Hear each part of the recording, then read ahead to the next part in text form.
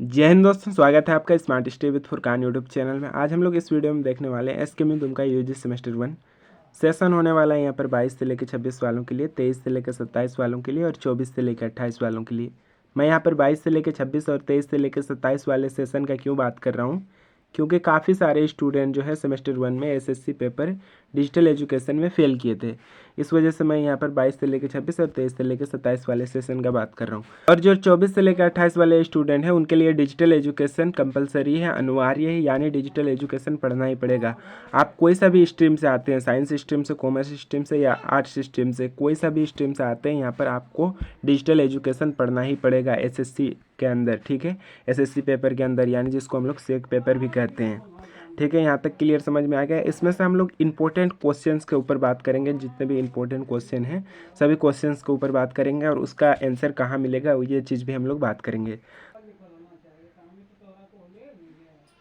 देखिए, वीडियो में आगे बढ़ने से पहले एक चीज़ आप लोग क्लियर समझ लीजिए, क्योंकि काफ़ी सारे स्टूडेंट यहाँ पर कंफ्यूज में रहते हैं कि हम लोग का जो कॉपी लिखने को मिलता है डिजिटल एजुकेशन में, उसमें तो इंग्लिश में क्वेश्चन रहेगा, तो उसका आंसर आपको हिंदी में देना है या इंग्लिश में देना है। अगर आपका इंग्लिश बहुत ही ज़्यादा स्ट्रॉन्ग है तभी इंग्लिश में लिखिए, अगर इंग्लिश बहुत ही वीक है या कमज़ोर है तो आप हिंदी में लिखने की कोशिश करेंगे, क्योंकि यहाँ पर कोई ज़रूरी नहीं है कि आप इंग्लिश में ही डिजिटल एजुकेशन का एग्ज़ाम लिखें। अगर आप इंग्लिश में लिखते हैं तो ज़्यादा बेटर रहता है, लेकिन आप अगर इंग्लिश नहीं आता है आपको तो हिंदी में ही यहाँ पर लिखें। ठीक है, क्लियर समझ में आ गया। चलिए आगे बढ़ते हैं। तो चलिए यहाँ पर क्वेश्चन देखते हैं कि क्वेश्चन किस प्रकार से पूछा जाता है। तो क्वेश्चन यहाँ पर फर्स्ट क्वेश्चन देख लेते हैं कि कंप्यूटर क्या है, इसके विभिन्न प्रकार, कार्य, लाभों और हानियों की व्याख्या कीजिए। ठीक है, ये क्वेश्चन ज़्यादा इंपॉर्टेंट नहीं है, लेकिन ऐसा लग रहा है कि इस बार आएगा, इस वजह से हम लोग ले लिए इस क्वेश्चन को। ठीक है, इसके बाद दूसरा क्वेश्चन देखते हैं। दूसरा क्वेश्चन में पूछा जा रहा है कि कंप्यूटर सिस्टम के मुख्य घटक कौन कौन से हैं। ठीक है, ये इंपॉर्टेंट है, ये 5 नंबर के लिए पूछा जाता है, अगले बार पूछा गया था, उसको उदाहरण सहित समझाना है। ठीक है, ये 5 नंबर के लिए क्वेश्चन पूछा जाता है तो बहुत ही ज़्यादा इंपॉर्टेंट हो जाता है आपके लिए। ठीक है, इसको अच्छे ढंग से पढ़ेंगे। मैं याद करने के लिए रिकमेंड नहीं कर रहा हूँ, क्योंकि याद करेंगे तो इतना क्वेश्चन पॉसिबल नहीं है कि इतना क्वेश्चन का आंसर याद कर सकते हैं। अगर आप अच्छे ढंग से पढ़ लेंगे वही काफ़ी है। ठीक है, इसके बाद क्वेश्चन 3 देखते हैं। क्वेश्चन 3 में यहाँ पर पूछा जा रहा है कि ऑपरेटिंग सिस्टम क्या है।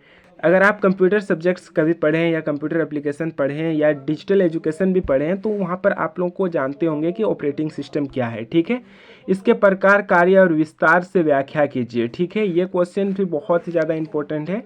ऐसा लग रहा है कि इस बार आएगा, अगर आएगा तो 5 नंबर के लिए आएगा, ज़्यादा लोगों के लिए ये क्वेश्चन नहीं आएगा, 15 नंबर के लिए नहीं आएगा। ठीक है, 15 नंबर के लिए ये क्वेश्चन कभी नहीं पूछा जा सकता है। इसके बाद यहाँ पर आता है हार्डवेयर और सॉफ्टवेयर में अंतर बताने के लिए। ये ज़्यादा इंपॉर्टेंट नहीं है तो फिर भी ले लिए हैं, क्योंकि देखिए आप लोगों का जो एग्ज़ाम होगा ग्रुप ए और ग्रुप बी, ठीक है, ग्रुप ए और ग्रुप बी में बहुत ही ज़्यादा मतलब इधर उधर का क्वेश्चन दे सकता है, लेकिन ग्रुप सी में आप लोगों को एकदम जो हम लोग नोट्स से दिए हैं वहीं से क्वेश्चन आएगा, पूरा का पूरा वहीं से क्वेश्चन आएगा। आप लोग मेरा भरोसा करके एक बार पढ़ लीजिए, इसके बाद क्वेश्चन नहीं आता है तो हम लोग चैनल ही डिलीट करने के लिए रेडी हैं। लेकिन मेरा भरोसा करके यहाँ पर नोट्स अच्छे ढंग से पढ़िए, क्योंकि नोट्स अगर नहीं पढ़ते हैं तो आप लोग क्वेश्चन आंसर नहीं कर पाएंगे। तो इस वजह से नोट्स को पहले आप लोग अच्छे ढंग से पढ़िए। नोट्स का वीडियो मैं यहाँ डिस्क्रिप्शन में डाल दूंगा, वहाँ से भी देख सकते हैं। ठीक है, तो चलिए आगे बढ़ते हैं।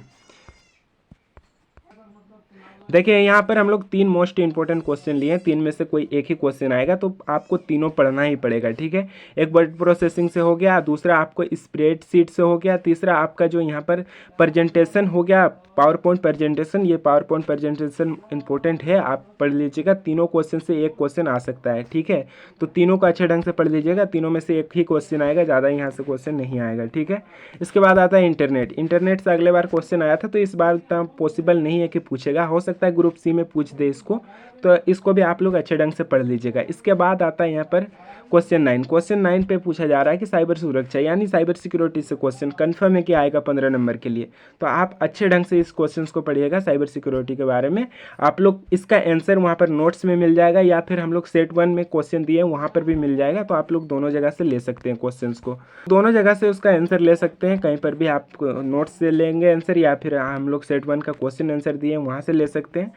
आप जहाँ से भी कंफर्टेबल है वहाँ से ले सकते हैं। ठीक है, इसके बाद यहाँ पर क्वेश्चन 10 आ जाता है। क्वेश्चन 10 में आपको एआई से क्वेश्चन पूछे जाएगा। तो एआई बहुत ही ज़्यादा इंपॉर्टेंट है डिजिटल एजुकेशन में। अब भी जो आप लोग कंप्यूटर एप्लीकेशन पढ़ेंगे या फिर कंप्यूटर साइंस पढ़ेंगे तो बहुत ही ज़्यादा भूमिका निभाता है एआई के बारे में। ठीक है, एआई का फुल फॉर्म भी पूछा जाता है ऑब्जेक्टिव में। तो एआई का फुल फॉर्म हो जाता है आर्टिफिशियल इंटेलिजेंस। तो याद रख लीजिएगा ये क्वेश्चंस को, ठीक है, क्लियर समझ में आ गया। इसके बाद यहाँ पर आता है क्वेश्चन नंबर 11। क्वेश्चन नंबर 11 में पूछा जा रहा है कि ई गवर्नेंस क्या है, मतलब ई गवर्नेंस के बारे में आप लोगों को बताना है, उसका लाभ क्या क्या है, उसका हानि क्या क्या है, चुनौतियों के बारे में बताना है। ये क्वेश्चन बहुत ही ज़्यादा इंपॉर्टेंट लग रहा है, इस बार भी पूछे जाने की बहुत ही ज़्यादा संभावना है। इसके बाद आते हैं यहाँ पर क्वेश्चन 12। क्वेश्चन 12 में से कन्फर्म है कि ये 5 नंबर के लिए, नहीं तो 15 नंबर के लिए पूछे ही जाएगा, ठीक है। फिर क्वेश्चन 12 देखते हैं। क्वेश्चन 12 बहुत ही ज़्यादा इंपॉर्टेंट है, क्योंकि इस साल मुझे ऐसा लग रहा है कि कन्फर्म पूछा जाएगा ही। तो ठीक है, आपको ऐसा भी पूछा जा सकता है कि ई गवर्नेंस क्या है, ई गवर्नेंस के विभिन्न मॉडल, जैसे यहाँ पर G2C हो गया, G2B, G2G, G2E की व्याख्या कीजिए, ठीक है, ऐसे भी क्वेश्चन पूछा जा सकता है। तो आपको यहाँ पर पहले ये सब चीज़ समझ लेना है कि G2C क्या है, G2B क्या है, G2G क्या है, G2E क्या है। देखिए G2C का फुल फॉर्म हो जाता है यहाँ पर गवर्नमेंट टू सिटीजन, इसके बाद G2B का हो जाता है गवर्नमेंट टू बिजनेस, इसके बाद यहाँ पर हो जाता है G2G का यानी गवर्नमेंट टू गवर्नमेंट, इसके बाद यहाँ पर आपको पूछा जाता है G2E का मतलब गवर्नमेंट टू एम्प्लॉय, ठीक है। ये सब का फुल फॉर्म आप लोगों को पता होना चाहिए, क्योंकि हो सकता है एग्जाम में पूछ दे। इसके बाद शॉर्ट क्वेश्चन में एक क्वेश्चन पूछा जाता है CPU का फुल फॉर्म, ठीक है। तो CPU का फुल फॉर्म यहाँ पर हो जाता है सेंट्रल प्रोसेस यूनिट। तो इस क्वेश्चन को भी आप लोग अच्छे ढंग से पढ़ लीजिएगा, ठीक है। और जितने भी क्वेश्चन दिए हैं हम लोग, इस सभी का आंसर वहाँ पर मिल जाएगा, जो नोट्स का PDF है वहाँ पर मिल जाएगा, या फिर हम लोग का जो क्वेश्चन आंसर सेमेस्टर 1 का दिए हैं डिजिटल एजुकेशन का, वहाँ पर मिल जाएगा। तो आप लोग दोनों जगह से ले सकते हैं आप, या फिर हम लोग ग्रुप में भी डाल देंगे, इसका जितना भी क्वेश्चन है सभी क्वेश्चन का आंसर ग्रुप में भी डाल देंगे, ठीक है, PDF बना करके। उसके लिए टेंशन मत लीजिए, ठीक। देखिए जितना भी डिजिटल एजुकेशन का क्वेश्चन हो गया, नोट्स हो गया, या फिर क्वेश्चन आंसर हो गया, सबका PDF का लिंक नीचे डिस्क्रिप्शन में मिल जाएगा, ठीक है। व्हाट्सएप ग्रुप से डाउनलोड कर सकते हैं, या टेलीग्राम ग्रुप से जाके ज्वाइन होकर वहाँ से डाउनलोड कर सकते हैं। बेटर रहेगा कि आप टेलीग्राम ग्रुप से ज्वाइन करके ले सकते हैं, क्योंकि टेलीग्राम में एक बार अपलोड करने पर वहाँ रह जाता है, लेकिन व्हाट्सएप ग्रुप में बार बार अपलोड करना पड़ता है।